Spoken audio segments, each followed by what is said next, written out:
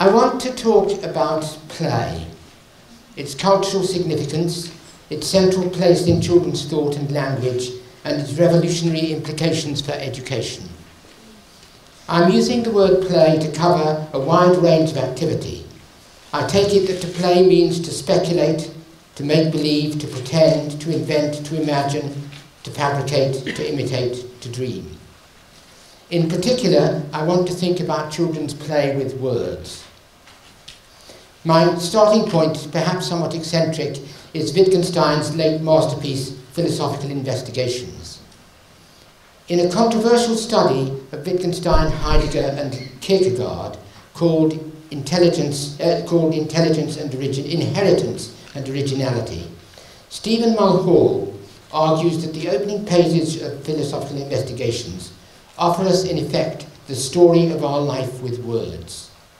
Wittgenstein's story, as interpreted by Mulhall, tells of the intimate bond between language and play, of children's play incited and encouraged by their elders as the primary means whereby language is acquired, and of playfulness as fundamental to the continuing vitality of language itself. According to Mulhall, this story lies at the heart of Wittgenstein's celebrated concept of the language game. Quote, "The very point of the term language game," Mulhall suggests, lies in the double implication that its duality opens up. It allows Wittgenstein to imply that language both generates and is engendered by playing games with words. That play is not only our route into the inheritance of language, but also an essential dimension of the language we thereby inherit. End quote. Playfulness, that's to say, in my interpretation, opens up the future, both our own future as cultural agents and the future of language, its capacity to respond to our developing interests, ideas, projects, and practices. Language is in turn transformed and transformative as we seek to appropriate it for our own creative purposes. Intelligence and originality are inseparable. It is by playing with words that we enter into our inheritance, and in that very act, revise, renew, and remake it. When we stop being playful, language dies. Thus, as Mulhall concludes, a child will experiment with its words, excitedly repeating them, trying them out in new contexts, putting them together, and so on. It will use them imaginatively. We might say that the child has a future with its words. Words without a future, words which contain no possibility for their users of playful, creative repetition, of projection into new contexts, are not obviously words at all. Or to put it the other way round, in Wittgenstein's child, human culture finds an independent life, an unpredictable future. He and his culture can grow and develop together. That's the end of my theoretical introduction, I hasten to say.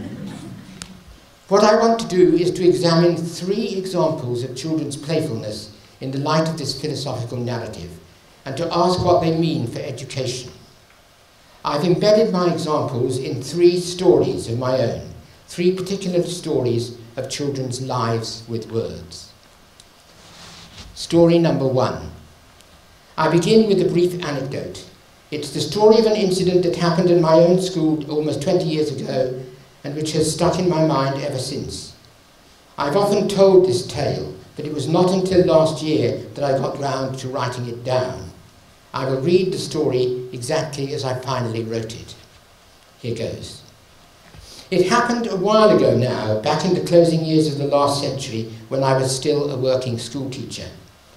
Already much of the detail has slipped from my memory, and I'm driven to invent what I can no longer recall. But I remember the words themselves. How could I possibly forget them? Let's say it was towards the end of a long, hard winter. Perhaps it was. At any rate, it suits the story. The children of Harwell School were winding themselves up for a boisterous springtime, dashing around the playground, shouting and shoving, venturing onto the still wet but fast drying field, darting inside from time to time, and above all, oh the horror of it, running down the corridors. What you call the hallway. Something must be done, something said the teachers. The lot fell to me, Well, I was head teacher after all. So one fine day in morning assembly, with the whole school gathered in the hall, 130 children from 5 to 11 years old, I spoke about how to behave, reminding the children of a few school rules. No fighting in the playground, no charging in and out of school, no shouting in the dining hall, and today in particular, no running down the corridors. Slow down, take care, keep calm, act grown up. That was more or less the message. The children sitting cross-legged on the floor listened with weary politeness. Some seemed almost interested, others indifferent. A few of the old ones looked at me with disdain, as if I couldn't possibly mean them. In fact, in short, much as ever. Later that day, Nadine Baker, young teacher of 5-year-olds in her first job and already brilliant, came strolling down the corridor on her way from the classroom to the staff room for lunch, when 2 small girls from her own class burst out of the dining hall at speed and ran straight into her. Stopping them in their tracks, Nadine tried to be stern. "Hey, you two, what was Mr. Armstrong talking about in assembly this morning? No running down the corridors, remember?" The 2 girls looked at Mrs. Baker, smiling sweetly, entirely unabashed. "We're not running," they explained confidentially. "We're horses." And with that and a toss of the head, they galloped off into the playground. Nadine checked herself, smiled after them, and hurried on into the staff room to tell the tale. It's a slight but significant story. These 2 5-year-olds were already experimenting with language much as Stephen Mulhall describes. We can interpret their response to their teacher's reminder in a variety of ways. They were playing with words, with the word running in particular, not so much to excuse as to justify themselves by redescribing the situation in such a way as to exclude themselves from its constraints. They were implicitly teasing their teachers for their lack of imagination, for their disregard of play, for their obtuse insistence on the mundane. They were acknowledging the power of fantasy by reveling in metamorphosis, we're horses. And they were exploring the potential of metaphor by substituting one character for another, horses for children. Of course, they were also asking for trouble, but what else can you expect in a world ruled by your elders? Or perhaps they had already guessed that to Mrs. Baker at least their reply might be acceptable. Surely she would enter into the spirit of the game. In Stephen Mulhall's terms, we can say that these 2 children have a lively future with their words. They are finding a language with which to articulate their prime concerns, appropriating words, concepts and images to serve their individual and independent cultural purposes.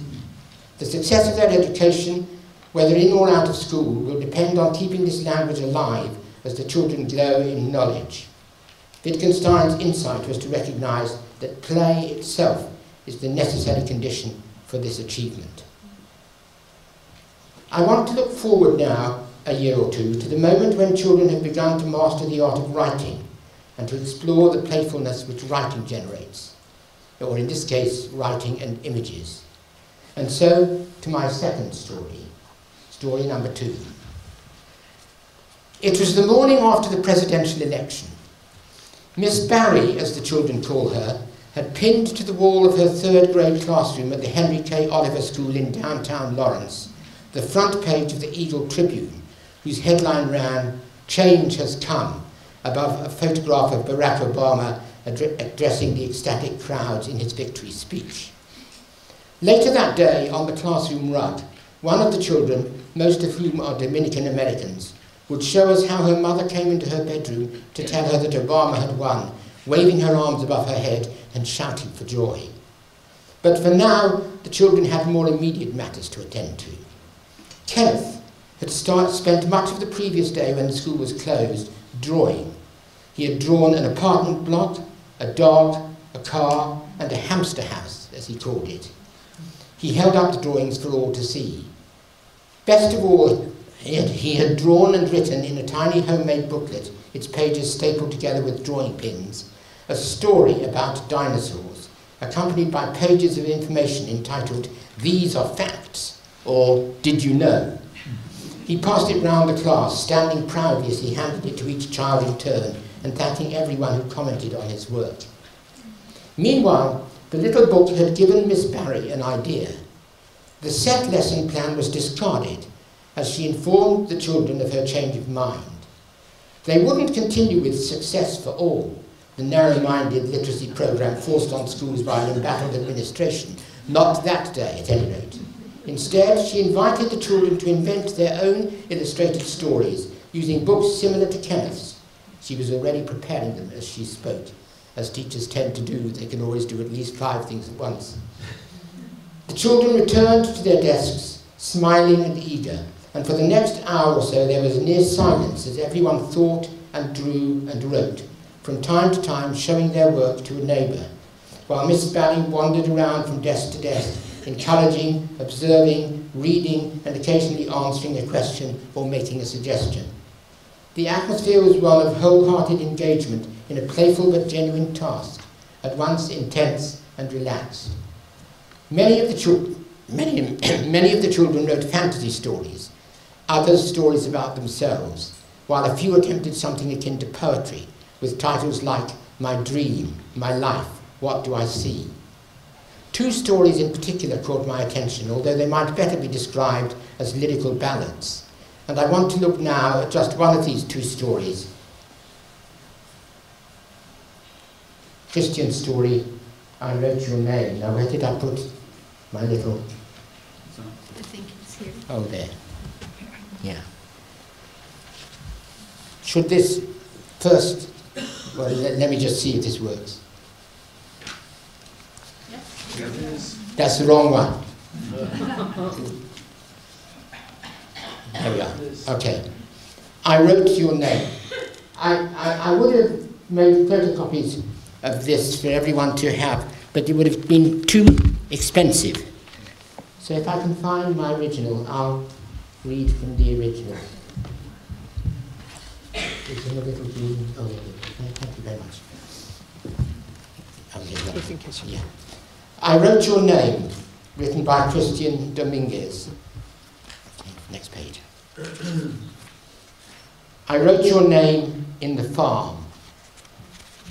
Next page. But they washed it away. I wrote your name in the sky. Wow. But the wind blew it away. I wrote your name in a paper, but they cut it off. I wrote your name on your arm, and it finally worked.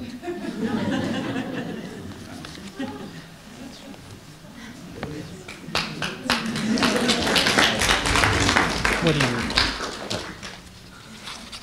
I wrote your name. Leslie Christian told me is his mother's name, and it is to her that the ballad is addressed. At the top of the back page of the small illustrated booklet is a kind of afterword. He has written, without illustration, the words, I love you, in large, faint letters. Earlier, I quoted Stephen Mulhall's description of how a child will experiment with words, excitedly repeating them, trying them out in new contexts, putting them together, and so on. He will use words imaginatively. Christian uses words and their associated images precisely as Mulhall describes. Yet his poetic tale is not so much an example of a child's playful experiment with words as itself the story of such an experiment. The power in a name is a common enough theme in literature and folklore. In the Forest of Arden, Orlando, like many another lover from time immemorial, writes Rosalind's name on the trees in witness of his love. Run, run, Orlando, carve on every tree, the fair, the chaste, the unexpressive she. But Christian's aim is otherwise. The poem's narrator is not calling on the world represented by the farm, the sky, or the lettered page to bear witness to his love. He is searching for the place where the name belongs, repeatedly trying it out in one context or another in an attempt to determine its home, its meaning, its identity, the unexpressive she. It is not to be found in the farm, nor in the sky, nor on the paper. At large, in the world of nature, work and culture, the name lacks significance. It is no sooner written than it is erased. Whatever the writer's attention, the name he lovingly writes remains anonymous as the they who dismantle it. It is only when it has been written on the loved one's own arm that the name survives and persists. For that is the one place, that is the one place where the loved one's name has meaning. The meaning of the name is the person for whom the name stands. Name and the named are one. I wrote your name in your arm and it finally worked. That is to say, the name has found its only possible resting place. Those last 3 words, it finally worked, are the key to the entire story, instructing us how to read it. It is a meditation on naming, in particular on naming and love. As such, it is a narrative variation on a theme which bulks large, after all, in the lives of young children, both in their play, their rhyming games, their play with dolls, their make-believe, and in routine circumstances such as their responses to the attendance register at school, the way they address their teachers, the often invoked secrecy or inadmissibility of their elders' first names. Incidentally, I wouldn't want to correct that final word, work. It may not be standard English, but it has a special significance here, poised between past and present, as well as between cultures, a delicate and precious sign of its writer's individuality. I want to turn now to the visual form of Christian's story. The layout of the text is carefully contrived. The reverse side of the title page is blank, and the effect of this is to ensure that throughout the rest of the tale there is a visual lacuna, a hiatus between the writing of the name and its subsequent erasure. I can only demonstrate this by actually showing you. This is the original, or it's a photocopy of the original. And when you turn the page, that side is blank. This side is where the story begins. And that's important because every time you turn the page, as you'll see, you move from the farm where he's trying to put the name, and the farm which is where the name is blown away or erased in some form or other. So you turn the page on each occasion of its inscription, only to find that the written name is on the point of disappearing, washed out or blown away or cut. On each occasion, that is, until the last page, where the lacuna itself disappears, because at last the person and the word are united. So the layout of the story echoes and underlines its meaning. It is the visual embodiment of the written text. The same can be said of the illustrations accompanying each page of text. Their simple clarity captures the essence of the moment. The barn in open country, with its wide open door, the red walls typical of New England barns, and a large yellow sun looking in from the top right-hand corner of the page. The blue sky on which the name has been written in the form of fleecy clouds. The paper laid on a wooden tabletop. The bent brown arm on which the name Leslie has at last been written without being erased. It seems scarcely necessary to point out the significance of the colour of that arm on the day after Barack Obama's election. The drawings on the verso pages are almost identical with the corresponding recto pages, except for the carefully chosen evidence of imminent erasure. Next one. No, next one. Oh, sorry, go back. Could we go back? Several. And again, and again, and again, and again. Yeah, that's it. The next one. Down, up, forward. Yeah. The drawings on the verso pages are almost identical with the corresponding recto pages, except for the carefully chosen evidence of the imminent erasure. A faint stick figure pouring a jet of water over the name on the roof of the barn. You can just about see it there. Next one. Squiggles of wind about to blow away the name in the clouds. Yeah, next. A pair of scissors already beginning to cut away the name drawn on paper. There is a stylish economy about these drawings that enrich the written words by discovering each time their exact visual equivalent. The verbal and the visual combine to produce the total text. It takes the two of them together to define its meaning. One detail in particular dramatizes the equation of word and image. The rose that Christian has drawn below the title on the title page. He draws it again, clutched in the hand on the final page of the story. It is as if the rose symbolizes the story's theme, which, after all, is linked to Orlando's verses by its eventual witness to the narrator's love. The passage of the rose from the title page to the story's end signifies the narrator's quest for the meaning of the name and forms a visual bond between the beginning and ending of the narrative. The destiny of the rose finds fulfillment in the loved one's hand. There is an enviable lightness about this story, a spontaneous subtlety, nowhere more noteworthy than in the placing of the treasured name itself within the tale. The name Leslie never appears within the main body of text. Indeed, if we were to print out the story minus the images, we would never discover the loved one's name. It is cited only within the visual narrative, written on, or perhaps we should better say written in, the red barn, the blue sky, the blue paper and the brown arm. It is the principal word in the story, the name of the person to whom the story is addressed, the owner of your name. But Christian has excluded it from the written text and revealed it only by way of his drawings. 2, 4, 6 and 8. The next one. There you can see it. And the next one. Oh, no, go back one. Yeah. In the late, Christian has excluded it from the written text and revealed it only by way of its drawings. The effect is to exploit the formal possibilities of the picture story, highlighting the isolation of the treasured name while underlining the critical interdependence of word and image within the total narrative. Words and images are as inseparable as name and person. In a late essay, Rudolf Arnheim describes children's drawings as so many, quote, ways of coping with the human condition by means of significant form. Christian's playful picture book is a striking example. Light in tone, but with what Italo Calvino, in his essay on the literary value of lightness in his book 6 Memos for the Next Millennium, calls the lightness of thoughtfulness. Calvino speaks of, quote, the existential function of literature and associates it with, quote, the search for lightness as a reaction to the weight of living. Christian's story, however, might just as readily be seen as a search for weight, for the living reality, the essence of a name. The lightness of the story lies in the delicacy of its form, its fanciful play with the relation of word to object, language to life. Calvino contrasts the lightness of thoughtfulness with what he calls the lightness of frivolity.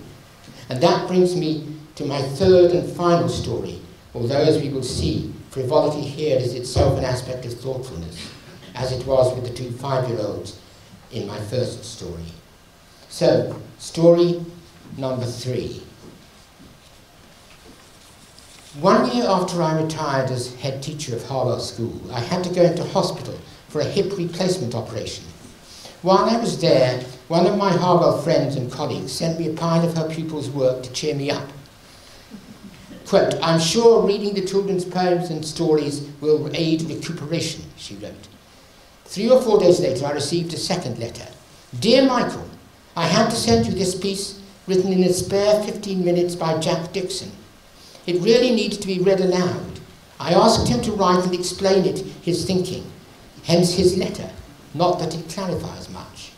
He started off calling it a poem, then, he started off calling it a story, then a poem, and now he calls it his concept. Jack was 10 years old and in the final year of primary school. Next page. This one? No, next one, and then we'll go back. Okay. He was in his final year of primary school. Before I read his story, poem or concept, in the event it turned out to be all 3, I will read Jack's letter, which was in effect an eccentric introduction to his tale. This is what he wrote. Don't worry if you can't read it, I just wanted you to see his handwriting.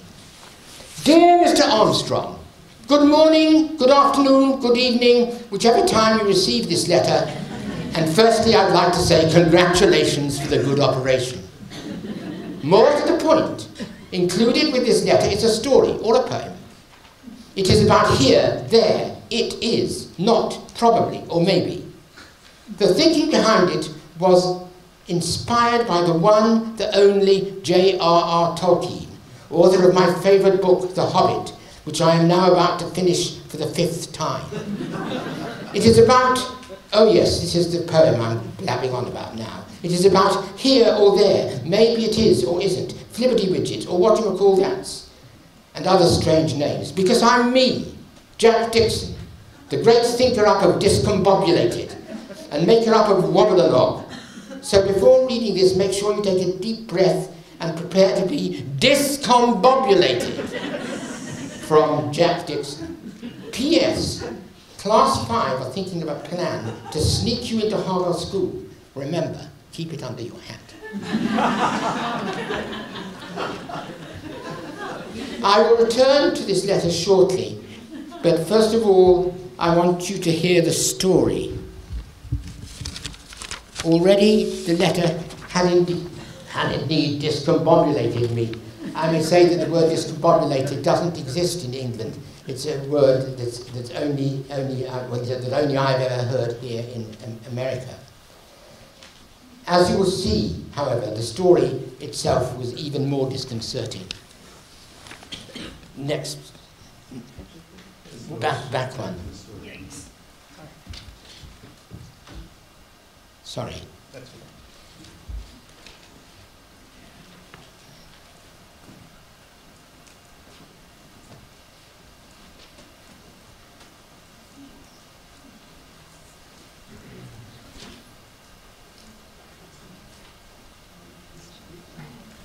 There we are. Right. Okay. Don't worry if you can't read it, because I'm going to read it to you, but it's there for you to refer to as I go on. The Archenchrist by Jack Dixon. This is his own typed version. Hundreds upon thousands upon hundreds of years ago lived some flibberty-widgets, or they could be called whatchamacallits, thingamybobs, what-you-call-that's. They are things you lost, things you forgot, things you're thinking, or things you will never think of, but someone else will.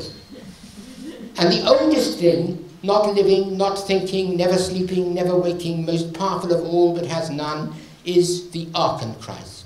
Given by the sun to the moon and back again, given from the hot to the cold and given away again, given from dark to light, to night, to day, to something else, then given to oblivion, to apocalypse, to beauty, then to here. Nowhere is here, but somewhere is as well. Are you here? For I'm not. Or maybe I am. I don't know where here is, but not here. Or is it? I am here. Or not. Or maybe. Or no. Or maybe I know where I am. May it be here, there, hither or thither. I'm always where I am. Or not. Somewhere, nowhere. Could it be or not a thing? A flibberty-widget lives here, no matter where here is. It lives, or does it? Is it here? No. Or yes, definitely. Or sorry bud, no one home.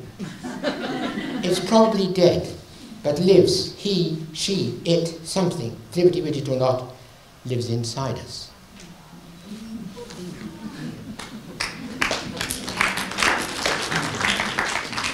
What are we to make of this wild tale? Jack's letter may not clarify much, as Jenny claimed, but it offers a number of clues. The letter echoes the story inasmuch as it is written in the same tone of voice, that of a self-confident trickster determined to present his credentials.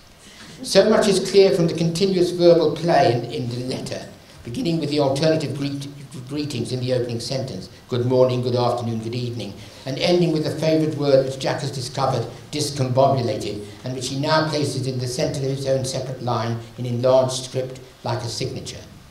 He names his inspiration as J.R.R. Tolkien, and in particular his book The Hobbit. There are in fact few direct traces of The Hobbit in Jack's story, except for his borrowing of the first half of the name Arkenstone, the fabulous jewel that appears in the final stages of Bilbo Baggins' adventure. But the story shares Tolkien's fondness for riddles and enigmas. Moreover, by juxtaposing within a few lines the two names, J.R.R. Tolkien, author of my favourite book, and me, Jack Dixon, Jack implies, if not an equivalence, at least a mutual solidarity as authors and wordsmiths. It is as if Jack is simultaneously acknowledging his inheritance as a reader and asserting his originality as a fellow writer. The subject of the story, Jack tells us, is to be found in the play with contraries of space and existence. It is about here or there, maybe it is or isn't, and about strange names such as flibberty-widgets and whatchamacallat's, names that he, the great thinker-up of discombobulated and maker-up of wobble and log, has invented or discovered. The intention is to surprise, provoke, amaze, prepare to be discombobulated. With this one word highlighted on the page, Jack announces himself as a trickster, and to prove the point, he adds a postscript below his signature, hinting at Class 5's secret plan, doubtless of his own making. The self-confidence with which Jack introduces his tale is all the more remarkable inasmuch as the story itself that follows sets out to undermine that very self-confidence. I'm me, period. Jack Dixon, runs Jack's letter, and the full stop after the word me dramatizes the writer's self-assurance by turning the name into a sentence so that the name asserts its own existence. But now look what happens in the story. I am here, or not, or maybe, or no. The letter I is underlined in an attempt to give it more weight, but the self-assertion is immediately questioned. Indeed, the underlining of I seems in itself an expression of doubt, a futile emphasis on the ego. Perhaps only a confident writer could write so unsettling a tale. Perhaps doubt is the obverse of every trickster's self-confidence. Let's turn to the story itself. It's a sure sign of Jack's self-consciousness as a writer that he chose to call his piece alternately a story, a poem, and a concept, because the work cuts across conventional genre. It is part narrative, part lyric, and part meditation, but these three aspects are entirely interdependent.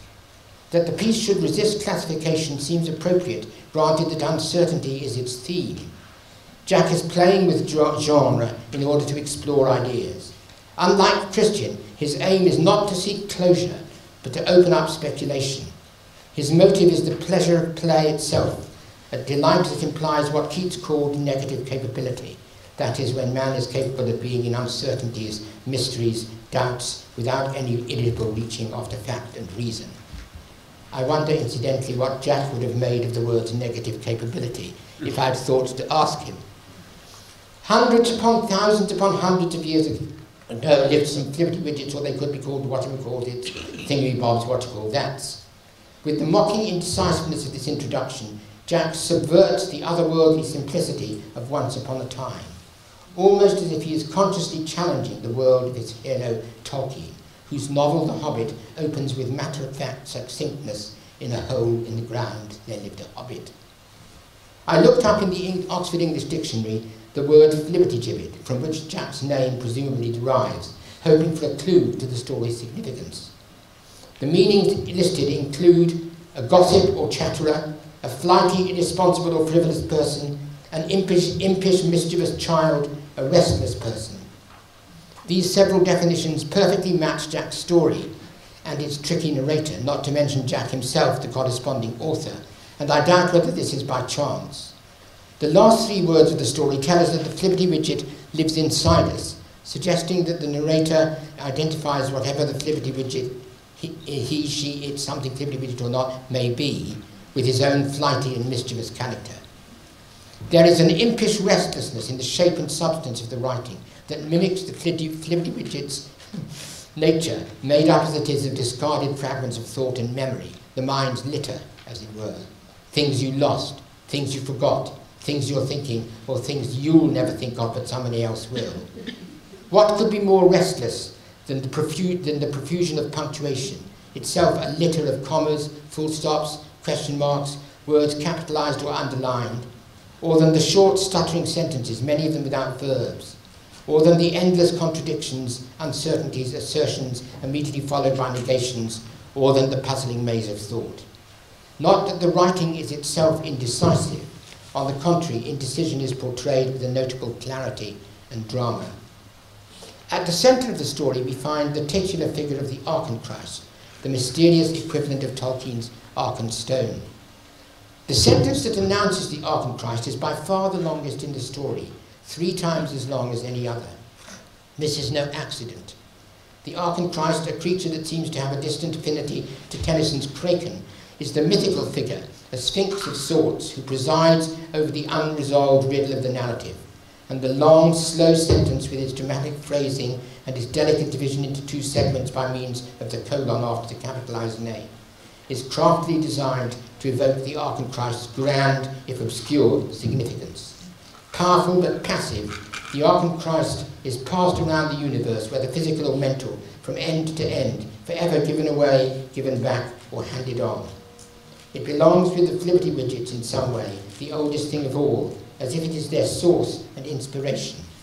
Its erratic journey across the physical and mental universe from planet to planet and abstraction to abstraction finally lands it in the here and now, as if this was always the goal. And it is this puzzle of the here and now, of place and identity, that the story finally identifies as the Ark and Christ's riddle. Where is here? Am I here? Can I know where I am? The story makes no attempt to resolve the metaphysical questions it so deftly poses. Like the Sphinx, it refuses interpretation. Its mischievous secret is to set us thinking, wondering what it all might mean, questioning the apparent certainties of place and identity. The words I am, like the word here, recur again and again in the second half of the story. Each time they are immediately challenged. In the end, we are left not with the confidence of I am, but with whatever he, she, it lives, or Flippity Widget or not, lives inside us. The I finally enlarged to us, to embrace the reader no less than the writer. The tale seems to be telling us that the Flippity Widgets and ourselves are one, that our subjectivity is suspect, that the stray thoughts that prey on us are all that we can count on to resolve the riddle of existence, or not. Jack's speculation has a poetry all its own, an artistry that is anticipated by the capitalization of the word beauty in the central sentence. Nowhere is here, but somewhere is as well. Are you here? For I'm not. Or maybe I am. I don't know where here is, but not here, or is it? I am here, or not, or maybe, or no, or maybe I know where I am. May it be here, there, hither or thither, I'm always where I am, or not. The rhythms and echoes of the language cast a spell over the narrative, which almost comes to a halt before the mystery of the or, as someone called it in discussion once. There is a wonderful play on words, as for instance the pun on know and know, K-N-O-W, which seems worthy almost of Samuel Beckett, or the lengthening of maybe into may it be. The haunting music of Jack's language is what I think my colleague, Jack's teacher, had in mind when she spoke of the Jack's poem that it really needs to be read aloud. William Blake wrote that without contraries there is no progression, but in Jack's tale the contraries seem to circle round each other, suspended as in a musical pause, without ever reaching forward. No or yes, definitely, or sorry Bob, no one home. The question mark after home throws into doubt the very possibility of resolution.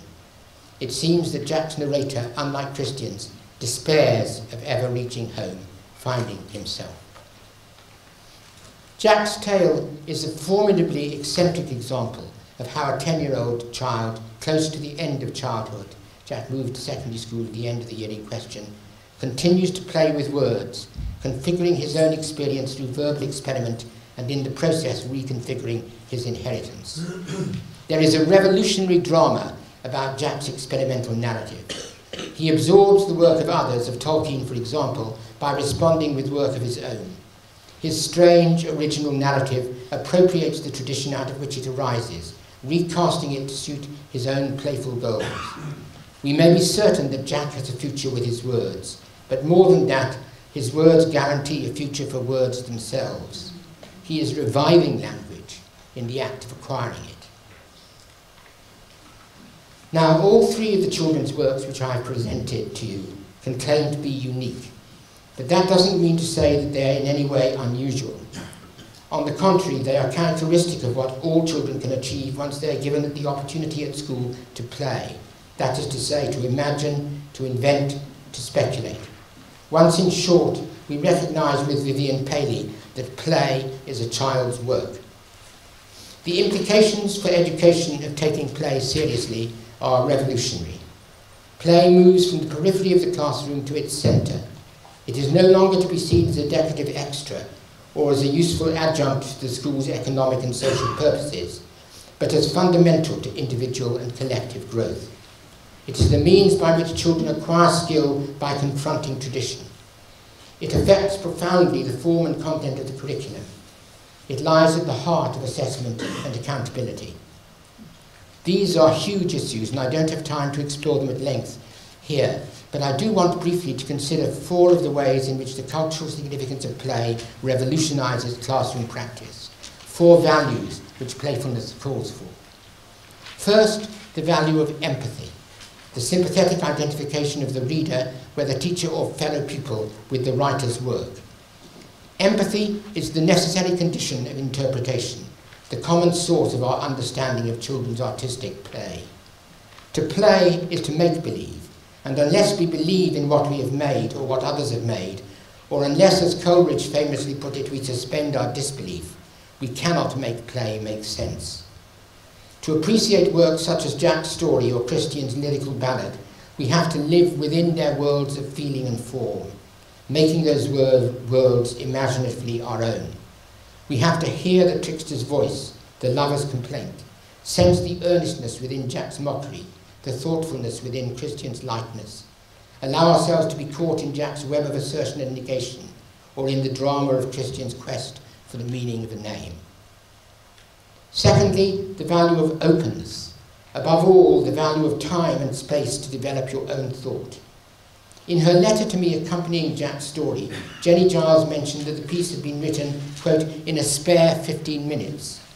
The speed with which Jack composed his story is surprising, maybe, but what interests me more is that word spare.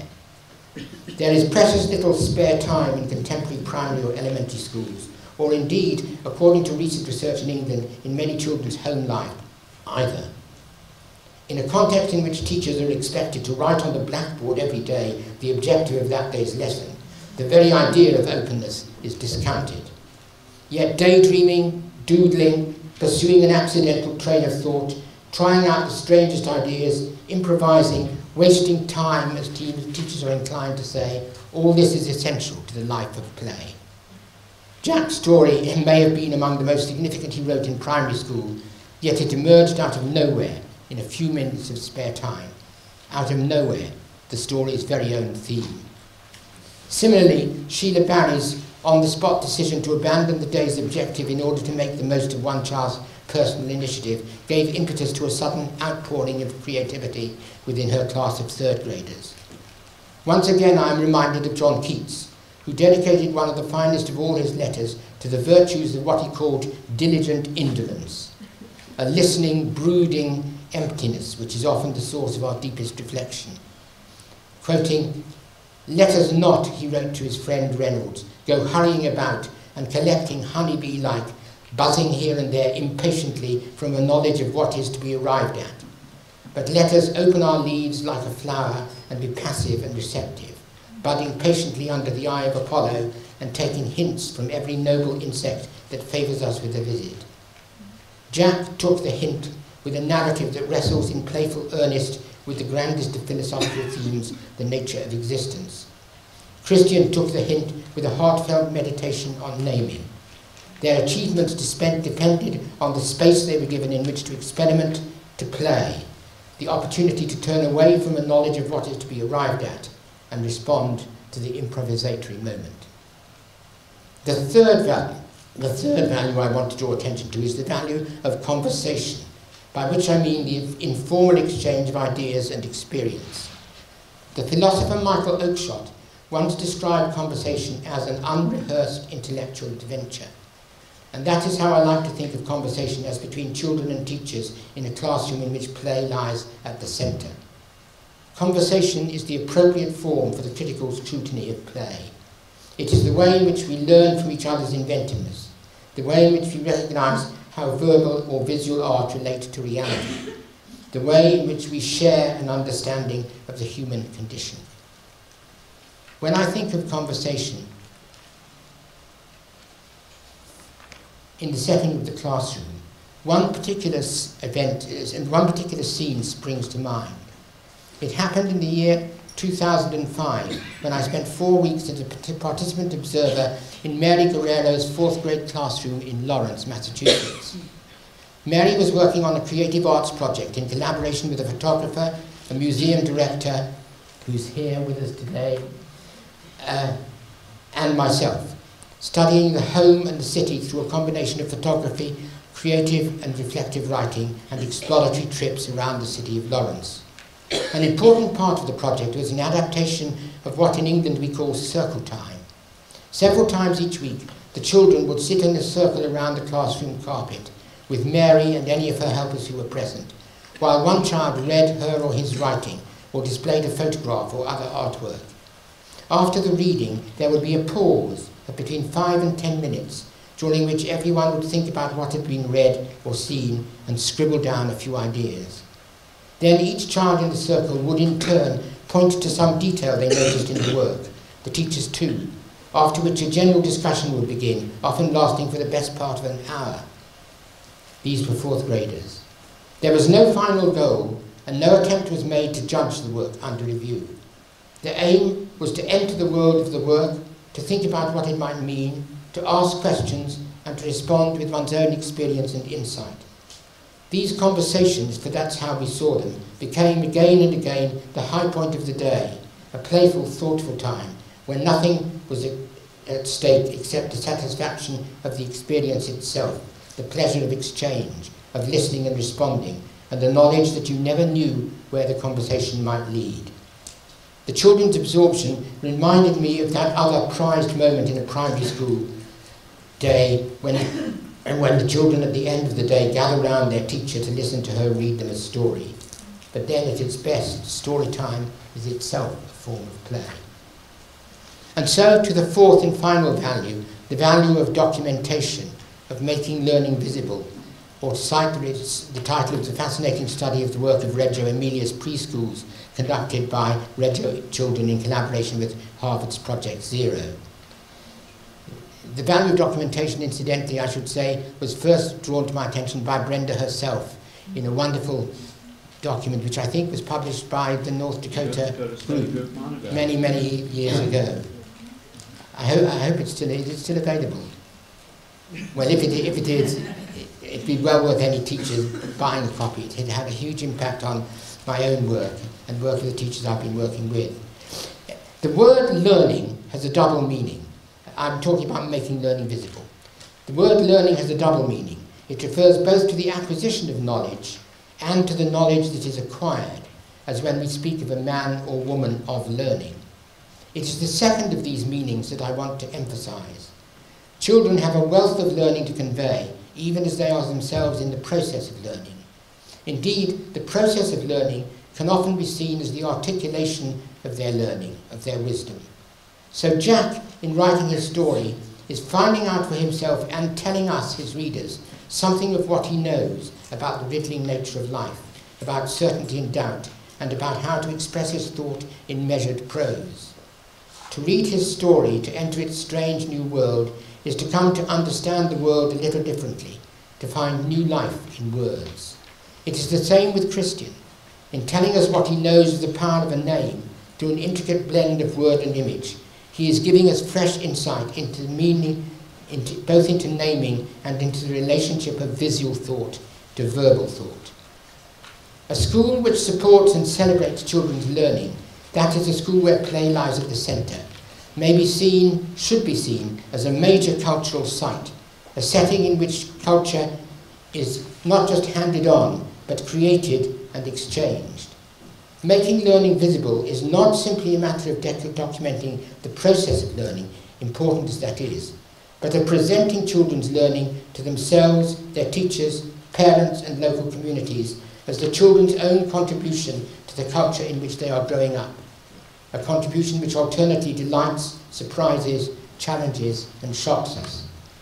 The school becomes an art gallery, an exhibition hall, a library, a stage, a concert platform, a studio, a lecture theatre, a laboratory, in which the students' works, the products of their play, offer us their own perspective on language, life and culture. Of course, product and process are inseparable. Making children's work visible is at once a recognition of children's learning and an incitement to new learning. I will end where I began, with the philosophy of play. In a more recent book called The Computation of Humanity, Stephen Mulhall argues that part of what is involved in coming to understand and to achieve aesthetic education, or what I would call the pedagogy of the imagination, is cultivating the ability to mean words otherwise, to find contexts and modes of employment that reveal the limitations of common use and the possibility of uncommon but revealing alternatives. Thus, this, Mulhall suggests, is how Friedrich Schiller thought about what he called the play drive some 150 years before Wittgenstein. The ability to mean words otherwise is just what Jack's story, Christian's lyrical ballad, the repartee of those two galloping 5-year-olds demonstrate. The revolution I look forward to in our schools is one that places disability and its cultivation foremost among the aims and values which the school serves, a key to everything else. Play will really then become, in and out of school, the child's work. Thank you.